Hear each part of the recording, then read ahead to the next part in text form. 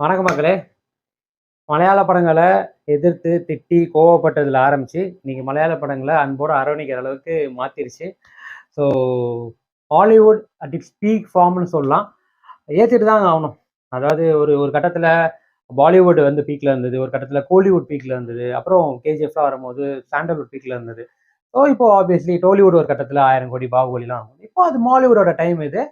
பட்டையை கலப்புறாங்கன்னே சொல்லலாம். வர படங்கள் அனைத்துமே வெவ்வேறு ஜேனர் கலெக்ஷன்ஸுமே வெவ்வேறு வகையில வருது. மக்களோட ரீச்சுமே வெவ்வேறு வகையில. ஸோ அந்த வாரம், இந்த வாரம் ரிலீஸ் ஆன 2 படங்கள் பர்சனலா எனக்கு ரொம்ப பிடிச்சிருந்ததுன்னு சொல்லலாம். 2 படமுமே வந்து 2 வெவ்வேறு விதமான படங்கள். ஸோ அதுல முதல்ல நம்ம பார்க்க போற படம் வருஷங்களுக்கும் சேஷம் அப்படின்றது. நான் மேபி என்னோட ப்ரொனன்சியேஷன் தப்பா இருந்தா மன்னித்துக் கொள்ளுங்கள். ஸோ அது வந்து வினித் ஸ்ரீனிவாசன் அவர்களோட இயக்கத்துல வெளியே வந்திருக்கு. நம்ம இருதயம் டைரக்டர். எனக்கு இதுல என்ன, இந்த படம் எந்த அளவுக்கு என்ன இம்ப்ரெஸ் பண்ணிச்சு, எந்த அளவுக்கு எனக்கு க்ளோஸ் டு த ஹார்ட் ஆச்சு, இது எல்லாம் தான் இந்த ஷோல பார்க்க போறோம். ஸோ வாங்க ஷோக்குள்ள போலாம். இது நம்ம ஷோ ரீல் அந்து போச்சு. எப்பா சாமி போதும்டா ஓட்டது ரீல் அந்து போச்சு. ஸோ வருஷங்களுக்கு சேஷம் கரெக்டுன்னு நினைக்கிறேன். இந்த படத்துல ஒன்லைன் என்ன பார்த்தீங்க அப்படின்னா, 2 இளைஞர்கள் கனவோட சினிமா கனவோட, ஒருத்தர் மியூசிக் டைரக்டர் ஆகணும், ஒருத்தர் டைரக்டர் ஆகணும் அப்படின்னு 2 கனவோட சென்னை கிளம்பி வராங்க. ஸோ சென்னை கிளம்பி வந்ததுக்கு அப்புறம் 2 பேரோட வாழ்க்கையுமே தனித்தனி ரூட்ல போகுது. ஒருத்தர் சக்சஸ்ஃபுல் ஆகிறார், ஒருத்தர் சக்சஸை நோக்கி தேடி அலைஞ்சு திரிஞ்சு அவமானப்பட்டு ஒரு கட்டத்தில் 2 பேரும் இணைஞ்சு ஒரு படம் பண்ணி அது வெளியே வரும்போது அவங்க 2 பேருக்கு என்ன நடக்குது, கிளைமேக்ஸ் என்ன ஆகுது, அவ்வளோதான். ஸோ இந்த படம் வந்து நிறைய பேருக்கு ஸ்லோ டவுனா, ஸ்லோ பேஸ்டா, பார்த்த கதையா, ப்ரெடிக்டபிளா எப்படி வேணாலும் இருக்கலாம். பட் எனக்கு இந்த படம் ஒரு கவிதை மாதிரி இருந்தது. ஸோ எனக்கு இந்த படத்துல என்ன பிடிச்சிருந்தது, என்ன பிடிக்கல, என்ன இன்னும் பெட்டரா பண்ணிருக்கலாம். ஸோ ஃபர்ஸ்ட் எனக்கு பிடிச்சிருந்தது இந்த படத்தோட இசை, மியூசிக். அட்மோஸ்டா சொல்லணும்னா இசை வந்து இந்த படத்துக்கு உயிர்னு சொல்லலாம். அதாவது இந்த படம் உடல் அப்படின்னா அந்த உடலுக்கு உயிர் அப்படின்றது இந்த படத்தோட இசை. நம்ம பாம்பே ஜெயஸ்ரீ சிங்கர் அவங்களோட மகன் தான் வந்து இந்த படத்துக்கு இசை. முதல் டெபியூ மூவி சினிமாக்கு. ஆல்ரெடி நிறைய என்ன இன்ஃப்ளூயன்ஸ் பண்ணியிருக்காரு. ஸோ அமிர்த் அப்படின்ட்டு.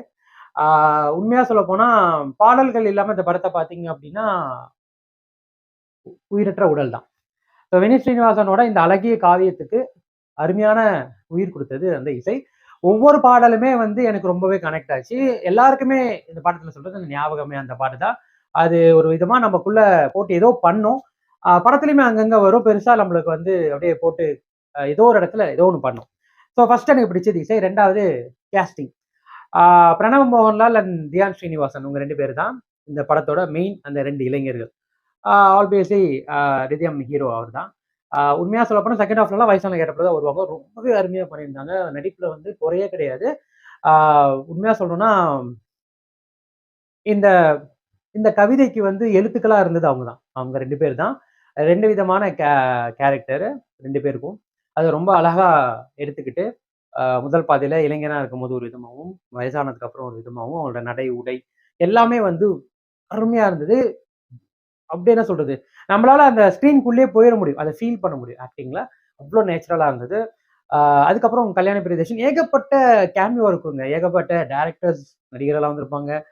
நிறைய கேமியோஸ் இருக்கும். அதுல கல்யாண பிரியதர்ஷனே ஒரு கேமியோ தான். ஹீரோயின்னு பார்த்தீங்கன்னா, ரொம்பவே நல்லா இருந்தது. அவங்க கொஞ்சம் வந்த சீனுமே நல்லா இருந்தது.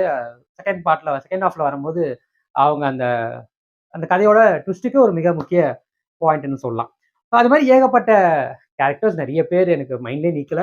நம்ம மலையாள படம் ரொம்ப க்ளோஸாக வாட்ச் பண்ணதில்லை. ஸோ பெரிய நேம்லாம் ஞாபகம் இல்லை. பட் இவ்வளோ கேரக்டர்ஸ், அவ்வளோ கேமியோ, ரொம்ப பெரிய விஷயம் இது. சொல்லப்போனால் ரொம்ப ஈஸியாக அதை பண்ணிட்டு போயிடுறாங்க. ஸோ எனக்கு இந்த கேரக்டர்ஸ்லாம் ரொம்ப பிடிச்சிருந்தது. எஸ்பெஷலி நம்ம சொன்ன மாதிரி பிரணவும் ஸ்ரீனிவாசன் அவங்க 2 பேரோட கேரக்டர்ஸுமே ரொம்பவே நல்லா இருந்தது.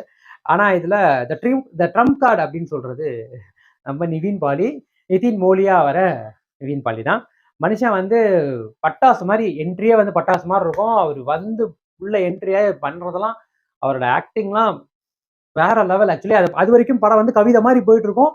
அவர் என்ட்ரி கொடுத்ததுலேருந்து ஒரு பக்கா கமர்ஷியல் படம் மாதிரி அப்படியே டெம்ப்ளேட் மாறும். வைப்னா வைப், அப்படி ஒரு வைப்பு.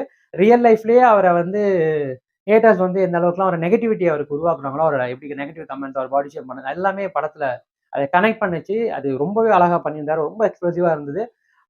செமையா இருந்துச்சுன்னு சொல்லலாம். படத்தோட அந்த டேர்ன் ஓவர் வேற லெவல்.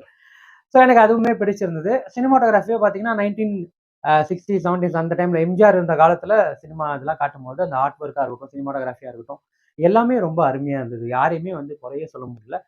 எனக்கு இது எல்லாமே பிடிச்சிருந்தது. இன்னும் பெட்டரா பண்ணியிருக்கலாம் அப்படின்றது இந்த படத்தோட அந்த டைமிங் தான் 2 ஹார்ஸ் 45 மினிட்ஸ் கிட்டத்தட்ட. அத இன்னும் கொஞ்சம் சுருக்கியிருக்கலாம். இன்னும் கொஞ்சம் அத கட் பண்ணி ஒரு 2 1/2 ஹார்ஸ் அப்படின்னு வரும்போது, இன்னுமே ஒரு ரொம்ப நல்லா கதையா இருந்திருக்கும். எனக்கு வொர்க் ஆகல அப்படின்றது எனக்கு எதுவுமே இல்லைங்க இந்த படத்துல. ரொம்பவே சோல்ஃபுல்லா ரொம்ப ஒரு மாரி எப்படி சொல்றது? படம் பார்த்து வரும்போது கவிதைய வாசிச்சுட்டு வந்த மாரி இருந்தது. எனக்கு ரொம்ப கனெக்ட் ஆச்சு. ஸோ ஓவராலா இந்த படம் வந்து எனக்கு ஒரு கவிதை ஃபீல் தான். என்ன எந்த அளவுக்கு எக்ஸைட் பண்ணுச்சுன்றத விட ரொம்ப ஆத்மார்த்தமா இருந்தது. ஸோ அதுக்கு நான் 100க்கு வந்து 90 குடுப்பேன். உங்களுக்கு எப்படின்னு தெரியல. பட் எனக்கு இந்த படம் ஒரு கவிதை தான். ஸோ மீண்டும் அடுத்த வாரம் வேற ஒரு திரைப்படம், வேற ஒரு விமர்சனம், வேற ஒரு முன்னோட்டத்தோட உங்களை சந்திக்கிறேன். until then, bye from உங்க விஜய் கிராதகன். மறக்காம நம்ம சேனல் சப்ஸ்கிரைப் பண்ணுங்க. உங்களுக்கு வீடியோ பிடிச்சிருந்தா லைக் பண்ணுங்க. உங்க ஃப்ரெண்ட்ஸுக்கு ஷேர் பண்ணுங்க. இதுல இன்னும் என்ன பெட்டரா பண்ணலான்றத கமெண்ட் செக்ஷன்ல சொல்லுங்க.